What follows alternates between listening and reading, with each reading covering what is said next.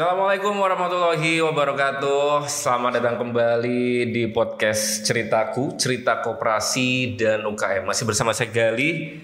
Kali ini kita udah bareng sama satu icon. Satu ikonnya anak muda Semarang nih teman-teman, sobat Koperasi UKM semuanya. Udah bareng sama kita seorang penyiar radio, seorang stand up komedian, seorang aktor juga, MC juga. Kita sambut Thorik Kamaludin. Halo Mas Thorik, gimana kabarnya? Halo Mas Gali, alhamdulillah sehat. Mas Thorik, ya tadi bener ya Mas Thorik tuh segitu banyaknya karirnya ya. Ada penyiar iya, MC iya, aktor iya, mandor juga. waduh macam-macamnya. Tapi nanti kita bakal bahas semuanya nanti. Kita pelan-pelan dulu Mas Thorik. Oke. Kita berangkat dari yang mungkin paling anget nih di Mas Thorik. Kan Mas Thorik kan sekarang lagi aktif sebagai seorang radio announcer di Trax FM ya.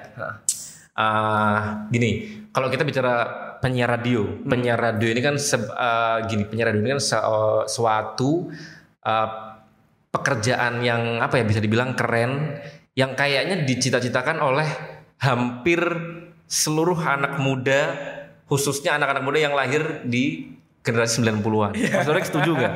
Setuju ya. Cuman sekarang nggak tahu ya. Nggak tahu gimana. Nah, Mas Thorik ini sekarang udah sampai di titik itu nih. Mas Thorik akhirnya itu nggak vibes-nya itu benar-benar sesuai ekspektasi Mas Thorik dulu nggak? Kalau jadi penyiar tuh sebenarnya zaman kecil dulu ya pengen, cuman nggak kayak yang cita-cita. Oh gitu. Pengen, keren ya, bacain orang-orang salam-salam. Iya betul. Muterin lagu buat orang, terus kadang ada yang bilang dikirimin makanan sama pendengar. Iya itu juga. Wah. Cuman kalau sekarang ya kurang lebih udah mulai nggak seperti yang saya pikirkan dulu gitu. Ya masih ada, cuman udah mungkin menurut saya pribadi agak berkurang. Udah nggak nge-trend dulu kali ya. Kalau dulu kan emang kayak saya pribadi juga tiap kali denger radio gitu kan, kita tuh punya imajinasi sendiri gitu sama penyiarnya kan. Kayak kita nggak pernah lihat, apalagi dulu belum zaman sosmed kan. Kayak kita cuman dengar terus kita berimajinasi sendiri, kayaknya orangnya cakep nih, suaranya enak gitu kan. Kayak kita walaupun nanti akhirnya pas ketemu kok ternyata gini. Tapi kan tetap jadi penyiar tuh kayak kayak artis di dimensi lain gitu kan. Kita punya TV waktu itu, punya MTV, kita juga punya penyiar radio gitu. Nah, kalau Mas Thorik sendiri selain gini deh, sebagai seorang penyiar radio, ada nggak sih benefit biar adil gini deh, ada nggak plus minus dari penyiar radio ini yang menurut Mas Thorik kayaknya belum banyak orang yang tahu gitu? Plus minus ya kalau jadi penyiar kan biasanya berbanding lurus sama MC gitu, terus ya mungkin dimintain untuk bikin VO, terus apa lagi ya? Ya kalau menurutku banyak sih. Jadi kayak apalagi aku kaitannya sama stand up tuh. Nah, stand up, penyiar, ya mungkin yang selanjutnya itu mengikutin kayak tadi alhamdulillah diajakin main film gitu-gitu. Oh, jadi terbuka kesempatan pintu kesempatan yang lain gitu ya. Main iklan gitu-gitu juga. Kalau minusnya yang kayaknya penderitaannya seorang penyiar radio yang kayaknya nggak cuma seneng-senengnya loh, ada juga nggak enaknya loh ini nih. Ya belajarnya sebenarnya susah. Nah gimana tuh? Apalagi yang memang basicnya kuliahnya bukan dari ilmu komunikasi yang belajar public speaking. Kuliahnya kan aku dulu informatika komputer gitu kan. Terus harus belajar public speaking. Terus gimana caranya ngomong gitulah intinya. Itu menurutku susah. Terus ya mungkin ya pokoknya penyiar radio itu kalau menurut Mas Gali sendiri gimana untuk jadi penyiar radio, kira-kira bisa untuk hidup nggak? Aduh, kalau untuk hidup apa enggak saya kurang tahu ya, karena kan itu kan kaitannya sama pendapatan gitu kan. Tapi kalau di mata saya penyiar radio itu masih keren sih, karena mungkin saya belum di titik itu ya. Lihatnya masih keren aja gitu. Apalagi sekarang era sosmed gitu kayak siaran tuh juga selain didengar versi audionya juga kan muncul di sosmednya di sosmed radionya gitu, jadi kayak ya terkenal aja di kalangan anak-anak mudanya gitu. Menurut saya masih keren aja sih. Iya, kalau ini saya pribadi ya. Jadi kalau misalnya kita cuma siaran radio tapi nggak mau ngambil MC, nggak mau ngambil stand up, nggak mau ngambil yang lain gitu, ya udah kita cuman bisa hidup seadanya gitu. Oh, berarti Mas Torik ini mau bilang kalau jadi penyiar doang itu gajinya kecil gitu? Ya kurang lebih seperti itu. Itu menurut saya ya. Itu menurut saya nggak apa-apa dong. Benar-benar. Berarti emang, berarti kan intinya dari perjalanan Mas Torik itu kalau jadi penyiar radio plusnya adalah nanti akan banyak pintu-pintu lainnya terbuka. Nah, ketika pintu itu terbuka, masuklah. Iya. Gitu ya. Betul. Nah, jangan sampai pintu terbuka tapi enggak, aku mau fokus radio aja. Enggak bisa, kamu tidak akan hidup di situ. Wah, benar. Menurut saya itu. Oke. Kalau berarti Mas Torik jadi penyiar itu udah berapa lama? Mungkin di radio sebelumnya 3 tahun. Di radio yang baru ini sekitar 4-5 bulan lah. Oh, berarti udah jalan tahun keempat ya? Iya. Nah, selama itu ada nggak pengalaman-pengalaman yang Mas Torik alami itu yang kayaknya unik banget sih nih, kalau aku nggak jadi penyiar radio kayaknya nggak bakal ngalamin ini nih. Iya, kayak itu kan dikirimin makanan sama pendengar gitu-gitu. Terus apa biasanya apa yang dikirim itu apa? Nanya dulu gak sih kayak gitu tuh? Enggak. Mas Torik sukanya apa? Enggak tiba-tiba ngirim. Jadi kayak pernah dikirimin kayak kue, terus dikirimin makanan yang apa sih, yang fast food gitu. Terus pernah juga dikirimin makanan tapi ada surat 9 biji. Suratnya apa isinya tuh? Ya pokoknya semangat dari ini gitu. Kayak punya penggemar 9 loh itu. Jadi kayak ada 9 kertas dibungkus, dibuntel gitu kan, jadi satu ditaruh di atas makanannya. Oh. Itu berarti nyebutin nggak dianya siapa gitu? Enggak. Tapi sampai sekarang kamu nggak tahu dia siapa? Nggak tahu. Jangan-jangan orang tuamu? Jangan-jangan saya sendiri. Ya, jangan-jangan hidup sendiri ya. Tapi enggak ya. Berarti maksudnya emang dari dulu emang yang kayak gitu tuh ada ya? Maksudnya ada. Orang yang emang ngefans sama penyiar favoritnya gitu? Ya entah itu memang kayak welcome, selamat datang di apa ya? Jangan sering dengerin radio ini nih. Ada penyiar baru, aku kirimin deh. Siapa tahu juga gitu. Oh, iya kan. Tapi kalau jadi penyiar radio tuh pasti bakal ngalamin yang kayak gitu nggak sih? Apa yang ganteng-ganteng aja? Waduh. Tapi menurutku enggak. Karena dari cerita teman-teman yang udah siaran, mereka beberapa juga dapet. Oh. Ya udah dikirimin untuk Mas ini. Udah dikirimin gitu aja. Enggak, soalnya ya ini mungkin bakal kedengeran aneh ya. Cuman Torik ini kan ya menurut saya good looking lah. Perpaduannya ini kan termasuk yang langka gitu. Good looking dan lucu itu perpaduan yang jarang terjadi gitu loh, Rik. Kayak kadang ada orang lucu banget tapi jelek gitu kan. Yang sering kayak gitu. Malah ada yang ganteng kan seringnya garing gitu kan. Yang kasihan yang udah jelek garing. Kasihan banget kayak gitu. Makanya kayak kamu gitu dianugerahi, maksudnya wajah yang lumayan enak dilihat gitulah. Maksudnya terus kamu juga punya skill buat ngomong, skill buat ngelucu. Akhirnya kan jadi perpaduan yang enak gitu. Buat akhirnya narik orang buat ngefans tuh gampang gitu. Ya mungkin gitu. Cuman prosesnya tuh panjang. Tapi berarti yang jelek-jelek pun ada ya, yang maksudnya enggak. Tapi ada beberapa teman yang memang dikirimin gitu-gitu. Cuman mungkin kalau orang yang ngedengerin seneng sama siarannya ini ya, nggak ngelihat dari fisik atau apapun lah itu. Yang penting dia kayak menemani, requestnya dibacain, salamnya dibacain. Mungkin dia kan kayak baik banget nih, coba deh aku kirim. Mungkin seperti itu. Emang masih banyak ya yang request lagu gitu? Request kirim lumayan. Salam gitu. Kirim salam udah enggak. Udah enggak. Kalau maksudnya tapi di radionya itu di tempat kerja di tracks itu masih itu enggak kayak ngasih space buat kalau mau kirim salam boleh lo? Kalau salam kayaknya apa emang udah enggak dibuka lagi karena udah terlalu usang gitu? Kalau request masih boleh, request apapun itu.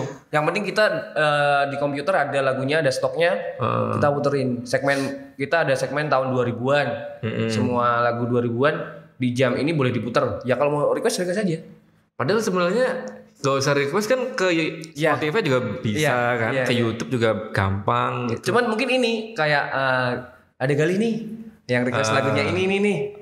Langsung aja deh aku puterin buat Gali. Iya. Tapi emang gini sih, Rick, kayak dengerin sensasinya denger lagu yang kita suka di radio itu kadang emang beda karena kita nggak expect bakal denger itu kan. Kayak misalnya saya seneng lagu Cucarowo misalnya, saya lagi nyetir, tahu-tahu ada Cucarowo diputer, itu seneng loh. Iya. Bukan saya yang bukan saya pengen dengar, tapi tiba-tiba diperdengarkan tuh seneng.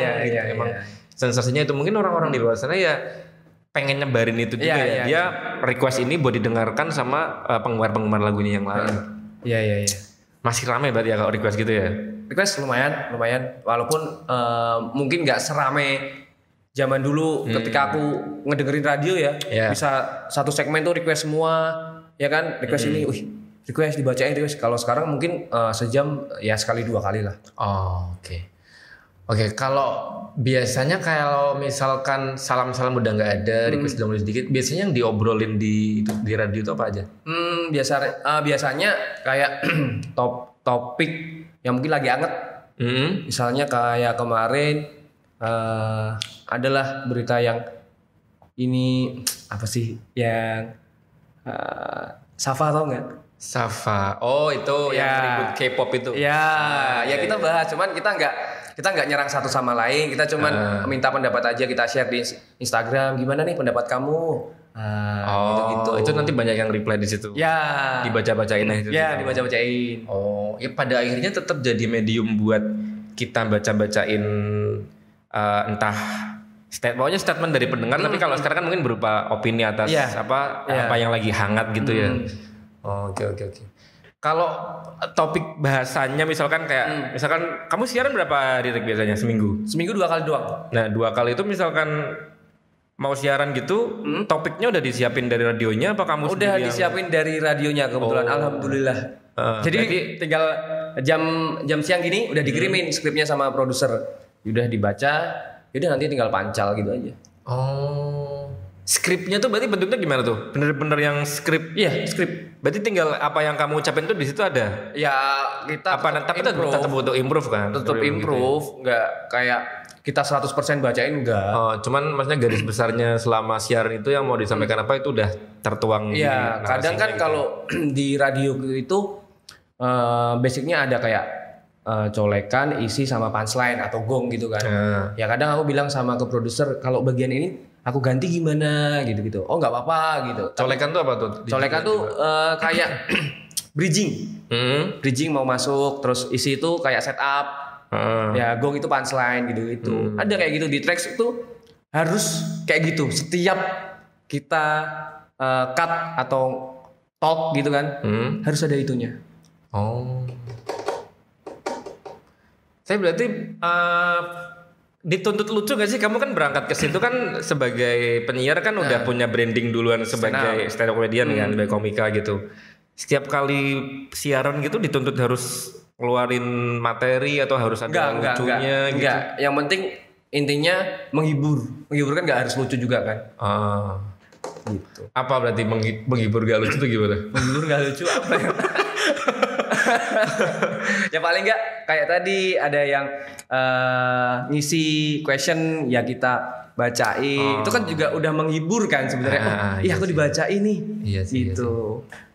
Oke. Beritanya nyampe jadi orang-orang yang nggak tahu berita ini, oh iya ya, ternyata ada berita ini tuh hari ini yang lagi trending. Orang tuh jadi, oh iya, aku nggak tahu nih. Terus mereka akhirnya buka sosial media mereka sendiri. Oh iya, ini tadi berita yang dibawain sama si Torik nih, gitu. Oh iya. Tapi kamu setuju nggak misalkan kan kadang ada yang ngomong juga kayak, lah siaran itu kerjanya cuma ngomong doang misalnya. Nah kalau ada statement kayak gitu nyampe di kamu dianggap menganggap profesi penyiar itu sebagai profesi yang ngomong doang gitu susah. Kamu counternya gimana? Susah. Ngomong doang itu nggak doang loh gitu. Nggak susah. Menurutku sampai mau 4 tahun aku siaran susah mau kita apalagi jaga mood. Ya, iya betul. Orang tuh nggak mau peduli kayak kita di depan kamera, kita di belakang mixer, kita sedih itu orang nggak mau peduli, ya kan? Yeah. Yang penting kita tuh harus tetap happy. Kita punya masalah keluarga atau apa, kita nggak boleh bawa tuh.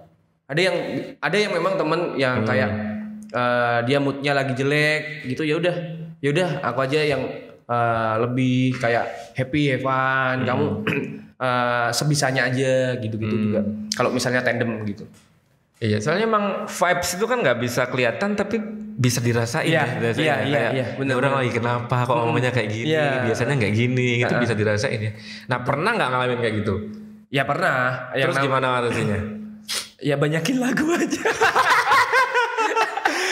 Kok bener-bener lagu? Masuknya dikit-dikit doang gitu, banyakin lagu. Tapi jumlah lagu yang diputar dalam satu acara itu tergantung apa ada itunya nggak? Ada hitungannya nggak? Ada format clock namanya. Format clock. Jadi opening, terus masuk cut, terus iklan, masuk cut, iklan, masuk cut.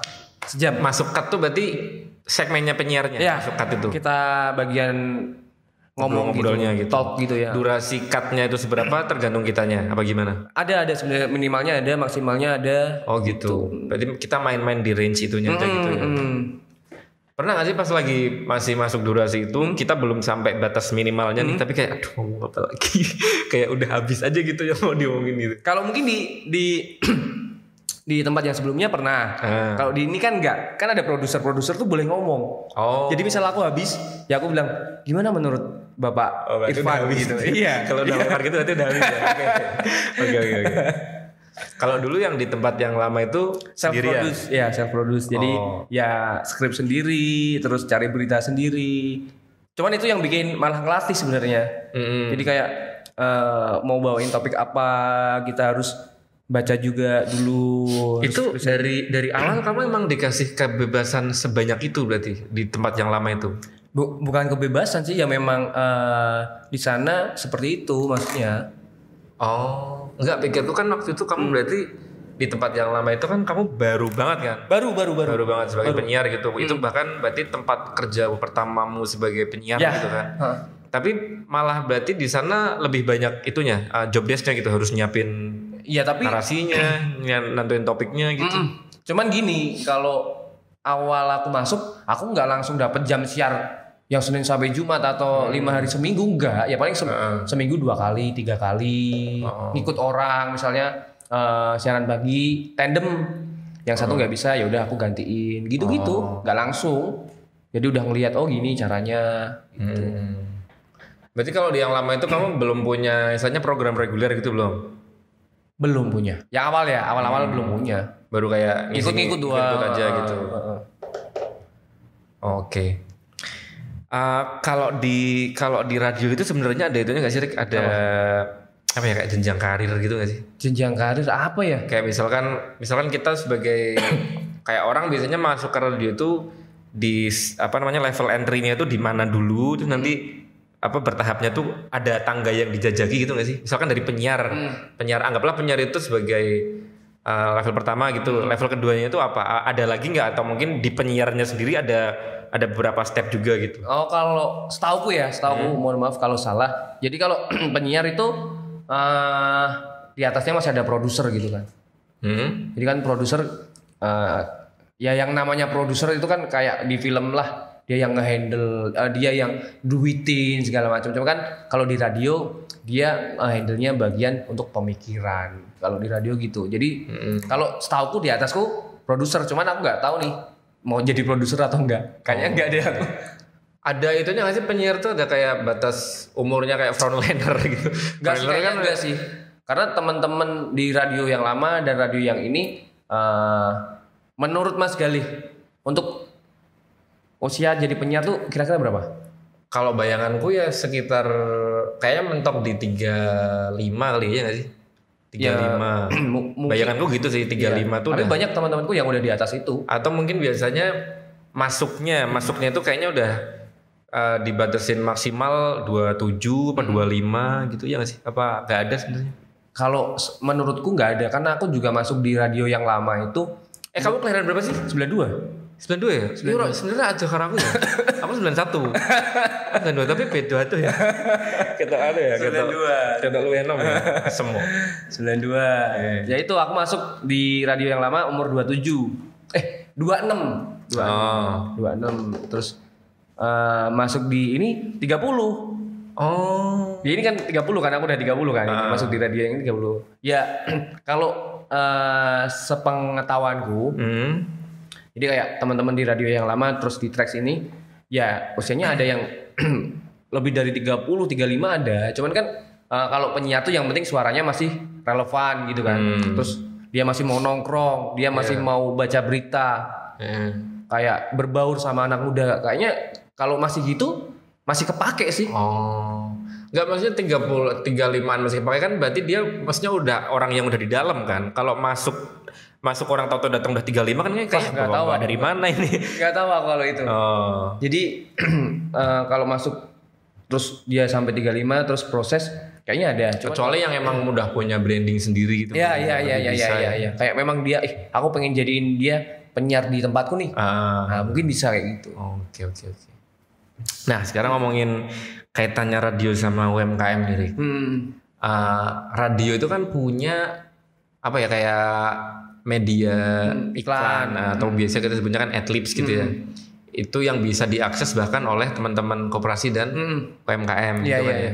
Nah, itu sebenarnya kalau misalkan ada di luar sana teman-teman koperasi dan UMKM yang pengen akses iklan nih di Trax FM misalkan, itu caranya gimana? Bisa sih sebenarnya nanti mungkin langsung hubungin ke Trax aja, DM di Instagram bisa atau WhatsApp gitu ada.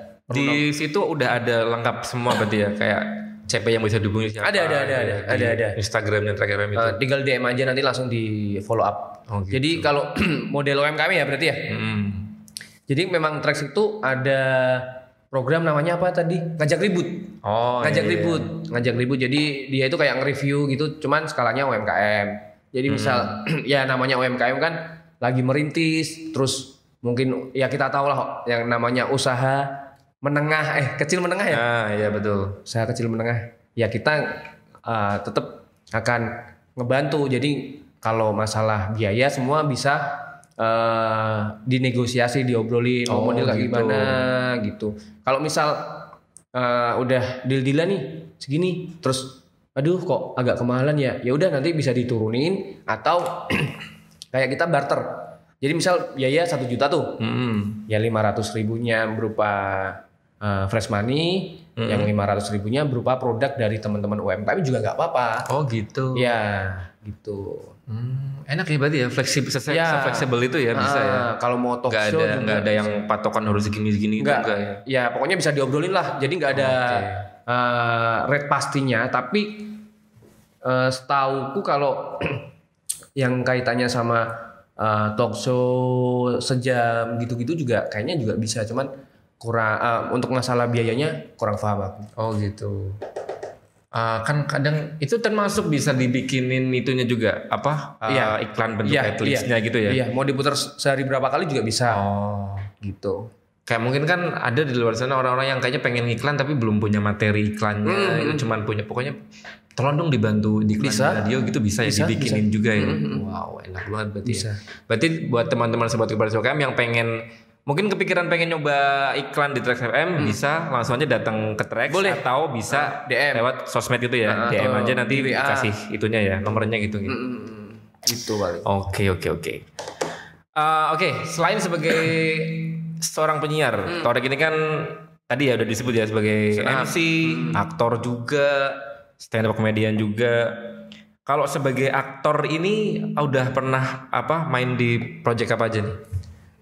Kalau aktor 2 film sih, film kayak film indie gitu sebenarnya.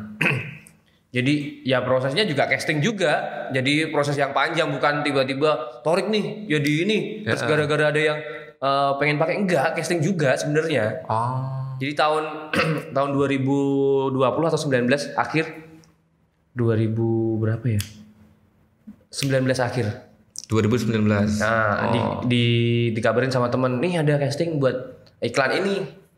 Terus aku casting kan lihat video di YouTube tuh, gimana sih cara casting? Kayak kita gini, madep-madep gini, terus ngomong, nama saya ini, umur segini, tinggi badan saya segini, gitu-gitu juga. Terus kayak pokoknya kita pamer postur tubuh kan, gitu-gitu kan. Terus aku kirim.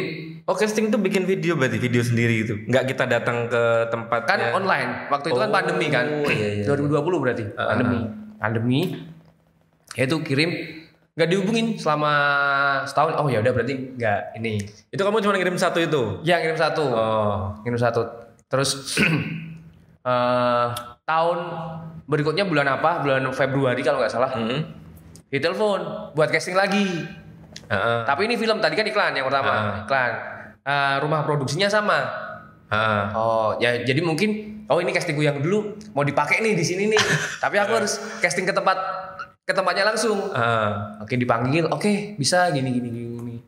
Casting. Tapi perannya waktu itu luar biasa sekali. Kenapa itu perannya? Saya harus menjadi seorang banci. Dapat peran pertama langsung menantang itu ya. Terus aduh, ambil gak ya? Sebenarnya kan takutnya orang tua nonton gitu loh. Orang tua saya kan pokoknya bilang kalau apapun stand up lah, jangan ngomongin orang, jangan menjadi cewek gitu-gitu. Terus lumayan, coba ngerti jalan. Tapi berarti bener-bener waktu datang ke situ tuh bener-bener yang nol, nggak punya koneksi sama sekali. Nol. Ya itu mungkin dari ini kan video casting yang sebelumnya aku kirim, aku berpikirnya seperti itu. Terus ya casting, di sana ketemu banyak orang, terus bayangin banyak orang nih aku disuruh jadi banci coba. Aku minta maaf ya mas, ini cuma acting ya. Aku sampai bilang gitu, mereka tuh sebenarnya udah tahu kan orang-orang film kan. Cuman aku kan awam nggak tahu kan, malu kan aku. Nggak apa mas, kita udah tahu semua kok, santai aja gitu. Wah, terus casting, terus diajarin lah akhirnya, gini mas, gini. Coba mas tak kasih waktu yang dibuat belajar, dibaca dulu skripnya. Kalau mas mau, besok kita ini lagi tes lagi gitu. Oke lah gitu. Itu berarti emang dari awal dikasih tahu dulu nanti kamu perannya ini nih. Iya. Perannya jadi banci itu tadi, terus baru dites terus meranin bancinya gitu.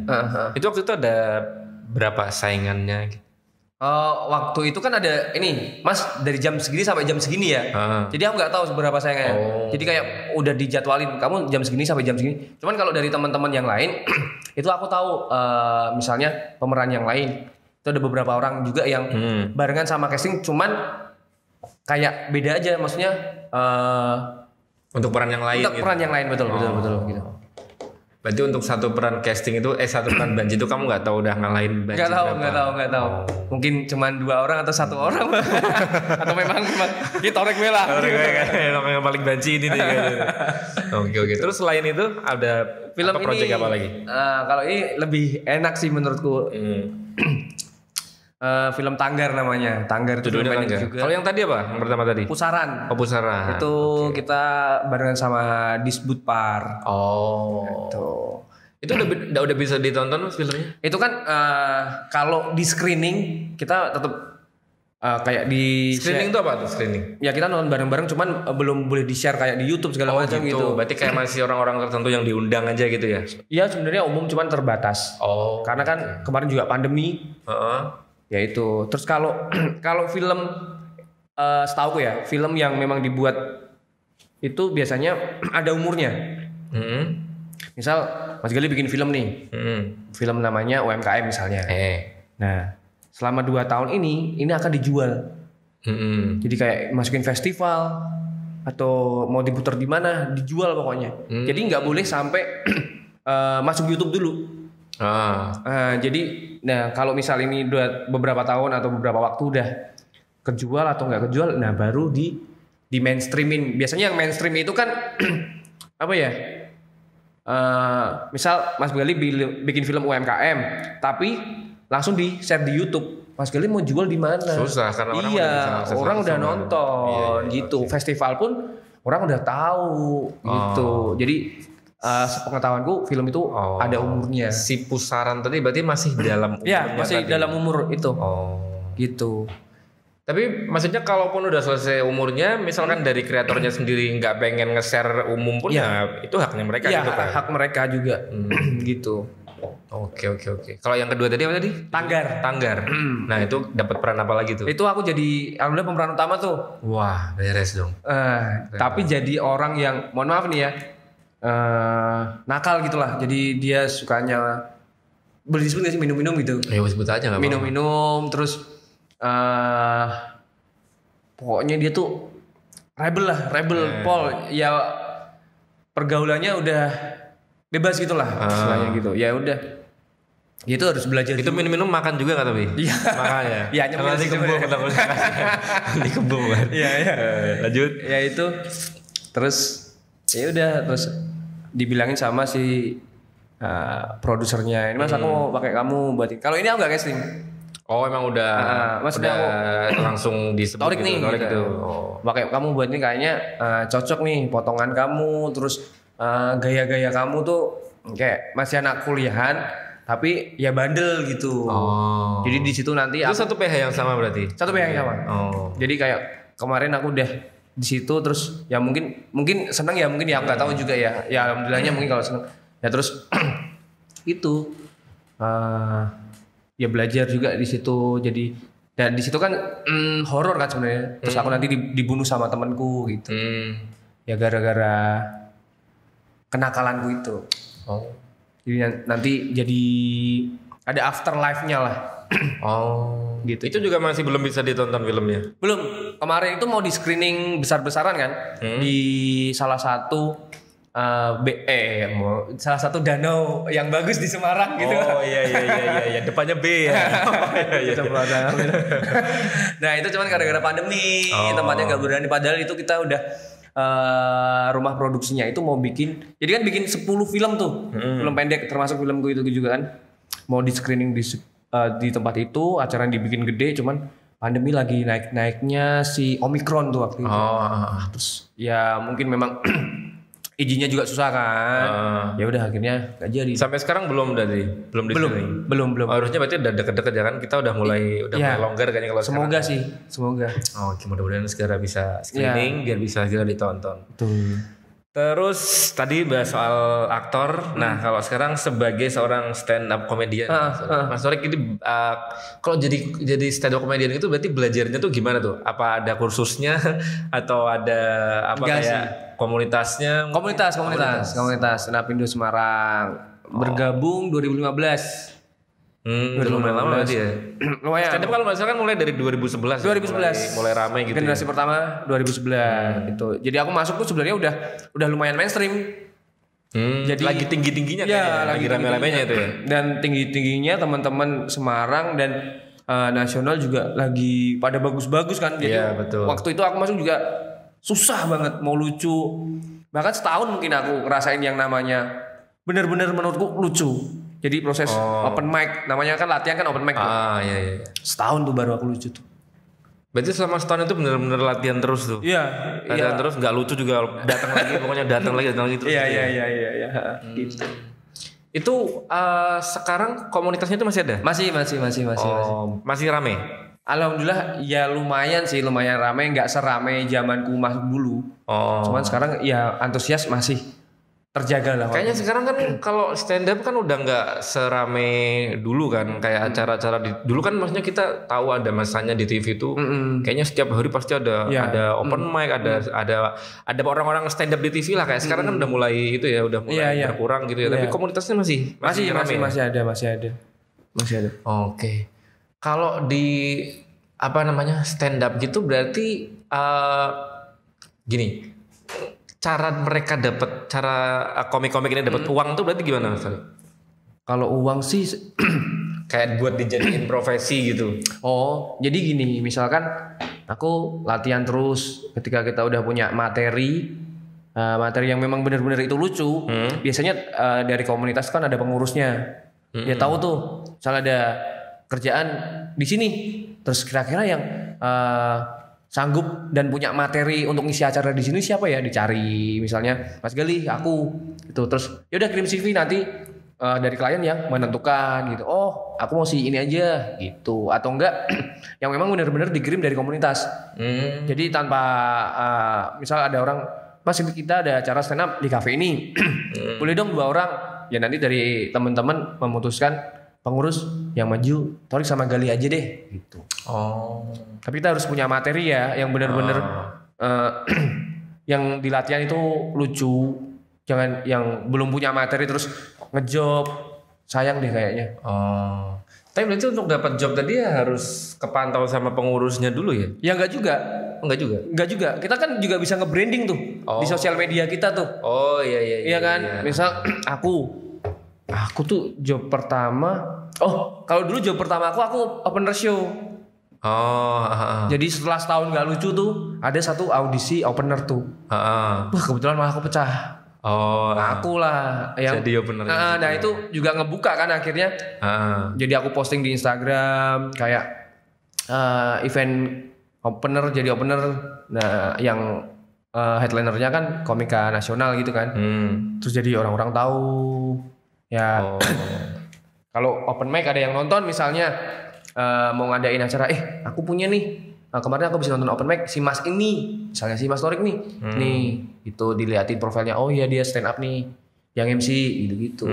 Ya kita selain dari komunitas kita juga harus bisa nge-branding diri kita sendiri kalau menurutku. Betul. Karena kita juga sebenarnya nggak pernah tahu, misalkan kayak di open mic nih, kita sebenarnya cuma latihan kan, tapi kita nggak pernah tahu yang nonton itu bakal siapa aja kan. Siapa tahu ada orang penting yang mungkin bisa membukakan kita pintu kemana gitu ya. Bener. Aku pernah kejadian itu yang di radio sebelumnya itu kan aku opener tapi beda yang sama yang tadi ya. Aku openernya ini Dodit nonton lah, ada orang radio itu nonton lah. Terus nggak beberapa lama di DM kita lagi butuh penyiar gini bisa nggak datang. Terus ternyata dia nonton waktu aku stand up pembukanya Dodi itu. Ternyata aku tuh nggak nyangka. Ketika kita kerja ngejob apapun, ketika kita kasih sesuatu yang bagus, pasti ada kok yang lihat. Dan kalau rezeki pasti kita bakal dapat rezeki itu gitu. Nah, berarti peluang jadi penyiarnya malah datang dari stand up berarti waktu itu ya? Iya, benar. Stand up ada yang nonton orang radio, akhirnya dihubungin gitu. Iya. Tapi berarti itu waktu itu sebenarnya dari kamu sendiri ngerasa itu nggak kayak bisa jadi bisa bener-bener jadi penyiar nggak atau? Nggak. Tapi aku udah bilang. Jadi aku diundang kan, terus di dalamnya tuh kalau nggak salah ada 5 orang yang mau interview aku, bayangin di dalam ruangan 5 orang gitu, terus ditanyain kan, gimana Mas Torik? Ya gimana apanya? Datang gimana? Itu penyakit orang kita kayak gitu. Baru ketemu udah gimana apa nanti. Ya terus dijelasin jadi penyiar. Terus aku share apa adanya. Jadi kalau untuk jadi penyiar saya mau. Cuman saya belum pernah siaran. Jadi kalau untuk belajar saya mau. Tapi kalau untuk langsung harus jadi penyiar yang seperti ini, seperti teman-teman harus dituntut jadi seperti teman-teman yang lain yang memang sudah jadi penyiar, saya belum bisa karena saya belum pernah siaran. Kalau disuruh belajar saya mau. Dan mereka oke, kita bakal training juga berapa bulan gitu. Ya udah berapa bulan aku cuma ngikut-ngikut doang. Jadi kalau misal ada siaran gitu kurang rame, udah masuk gitu duduk doang.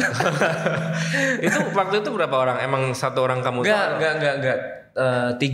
Ada 3 orang. 3 orang itu komika semua juga? Enggak. Yang satu itu anak base one. Apa? Anak base one. Base one itu apa tuh? Jarum. Oh, base one jarum. Itu jadi dia udah wah pinter nih, cewek. Yang satu memang dia penyiar. Jadi masuk itu 3 orang tuh. Yang satu penyiar, yang satu anak cewek berprestasi tapi dia udah jadi penyiar di kampusnya. Yang satu aku. Berarti emang tiga-tiganya itu diambil satu penyiar yang emang udah biasa, satu pinter, satu lucu gitu. mungkin. Itu akhirnya tiga-tiganya jadi penyiar di situ semua atau akhirnya ada yang akhirnya jadi penyiar semua, cuman teman-temanku yang 2 itu cabut duluan, entah karena memang ada pekerjaan lain atau gimana aku nggak tahu, cuman yang akhirnya bertahan cuman aku. Yang mereka bukan dikeluarin ya, mereka tuh ya udah cabut entah ada kerjaan apa atau apa gitu. Oke. Aduh, ini jadi balik ke penyiar lagi ya. Tapi kalau di dunia radio gitu tuh kontraknya gimana? Kayak pekerjaan lain pada umumnya yang tahunan gitu atau? Ya kontrak ya misal setahun gitu. Terus tapi ya ada yang memang digaji per bulan, ada yang per jam. Oh, ada yang per jam juga gitu? Iya, per jam. Kalau kamu yang dulu yang awal-awal itu yang kamu bilang, maksudnya kan kamu di awal ditawarin kesempatan jadi penyiar, tapi kan kamu udah istilahnya disclaimer dulu kan, ini aku belum pernah siaran, kalau dikasih wahana buat belajar aku mau. Iya. Kalau dituntut harus jadi penyiar profesional belum bisa. Akhirnya kan mereka menyanggupi tuh, kayak udah kamu berarti kan istilahnya kamu dikasih wahana bermain, wahana belajar kan, belajar sekaligus istilahnya ya bekerja juga, tapi kan dengan kompetensi kamu yang masih hijau gitu kan. Jauh. Nah itu ada itunya nggak, kayak mungkin di awal-awal kamu dikasih kontrak yang ada yang segini dulu gitu, baru akhirnya naik. Ada. Oh gitu ada berarti. Ada dulu dari bawah tuh. Gitulah. Oke. Tadi ngobrolin radio, komik, aktor udah. Nah MC. Nah MC itu berarti sebenarnya sama ya, maksudnya pintu yang kebuka dari. Iya semua tuh. Berarti akarnya dari stand up, semua dari stand up. Iya. Gitu. Keren juga ya. Berarti apa kalau kita sebelum ngomongin MC nih, sebenarnya kalau dari belajar stand up comedy itu pintu-pintu yang kebuka selain yang kita udah sebutin tadi masih ada lagi nggak? Ya itu main iklan juga. Iklan kayak kemarin habis hari apa tuh? Casting tapi dari orang Jakarta gitu kan. Dari Trax PD ku bilang, "Ini ada casting nih, coba kamu masukin." Kayaknya kamu cocok. PD itu apa? Program director. Oh. Cocok. Butuh orang Jawa bisa logat medok. Oh ya iso tuh aku tuh. Oke. Yes tuh ya. Ya terus casting online, terus suruh ya gitu, postur tubuh, tinggi badan, terus untuk conversationnya, kata-katanya pakai bahasa Jawa. Udah kirim. Terus seminggu yang lalu ditelepon sama pihak iklannya gitu kan, dari Jakarta kan, memang syutingnya di Boja. Oh Boja. Jadi tempat memang kayak yang kebun-kebun gitu. Ya, terus telepon, "Mas, tanggal segini bisa nggak?" "Kenapa Mas?" "Kita jadinya mau pakai Mas Torik nih." Wih seneng banget tuh. Terus fee-nya segini ya Mas. "Oke siap." Rasa semuanya aku gelem.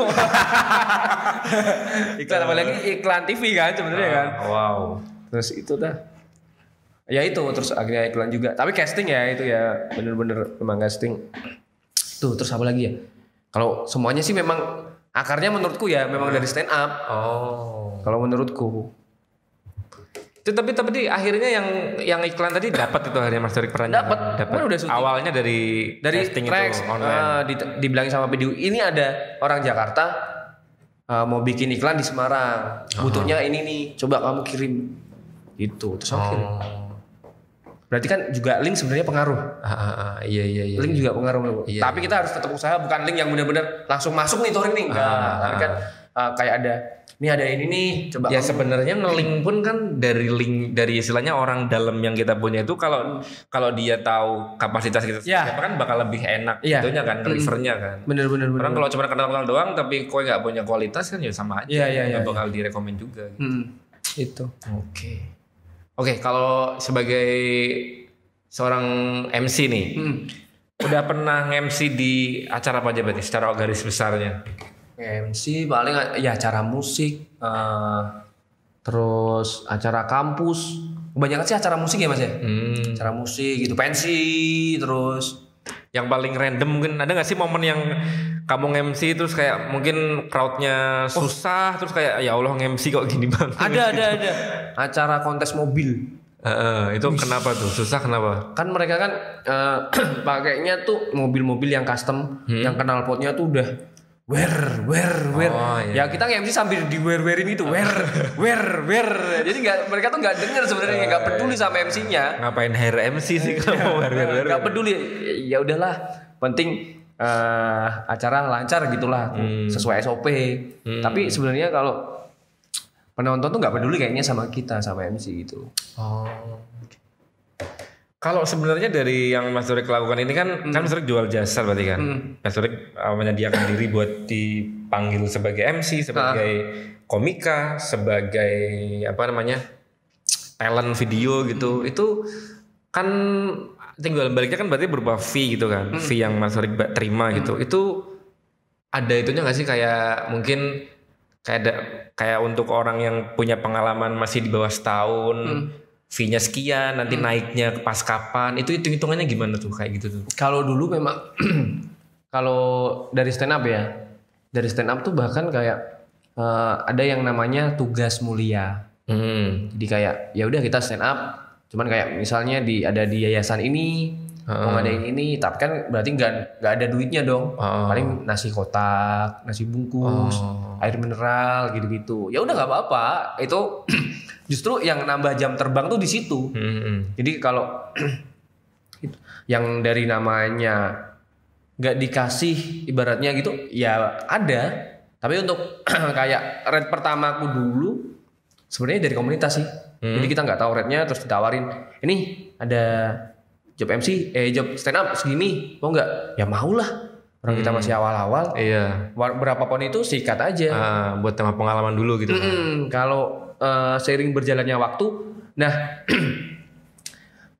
aku sering sharing-sharing sama teman-teman stand up, sama teman-teman penyiar.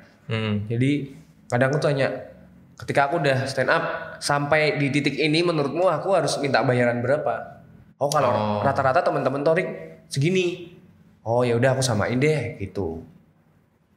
Terus kalau radio kan juga kadang dimintain MC karena kita profilnya penyiar gitu kan. Ada yang memang datang dari stand up, ada yang memang datang dari radio tuh sebenarnya. Job-job MC itu sendiri-sendiri menurutku. Dia yang lihat aku siaran, biasanya orang MC itu orang-orang tuh lebih kayak karena dia penyiar nih, bolehlah, daripada yang memang nggak ada basicnya gitu kan buat MC kan.